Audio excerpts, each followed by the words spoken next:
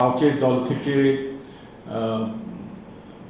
বাদ দেওয়ার আগে আমাদেরকে অনেক কিছুই চিন্তা করতে হয় যে তিনি তার সামর্থ্যের কতটুকু করতে পারলেন, কিংবা যে সুযোগটুকু তাকে দেওয়া হলো সেই সুযোগটুকু যথেষ্ট কিনা।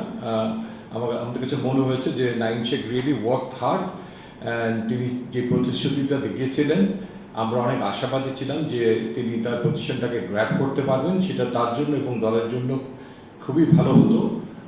বাট আনফর্চুনেটলি সেটা হয়নি, এবং আরেকটু লোয়ার চ্যালেঞ্জে আমরা দেখলাম টপ এন্ড ক্রিকেটে T20-তে, সেখানেও তিনি ঠিক সেটাকে অ্যাড্রেস করতে পারলেন না। তো আমার বিশ্বাস যে নাঈম শেখ এখন জানে যে তাকে এই জায়গাটা পুনরুদ্ধার করতে হলে, ইন্টারন্যাশনাল চ্যালেঞ্জে তাকে সফল হতে হলে, দলকে সফল বানাতে হলে তাকে আরও ফার্দার ইমপ্রুভ করতে হবে। এবং ইমপ্রুভ করার জন্য ক্রিকেটের বোর্ডের তরফ থেকে কিংবা কোচিং প্যানেলদের তরফ থেকে টাইগার্স প্যানেল যারা সহযোগিতা করার দরকার আমরা সেই সহযোগিতাটা অবশ্যই তাকে অব্যাহত রাখবো।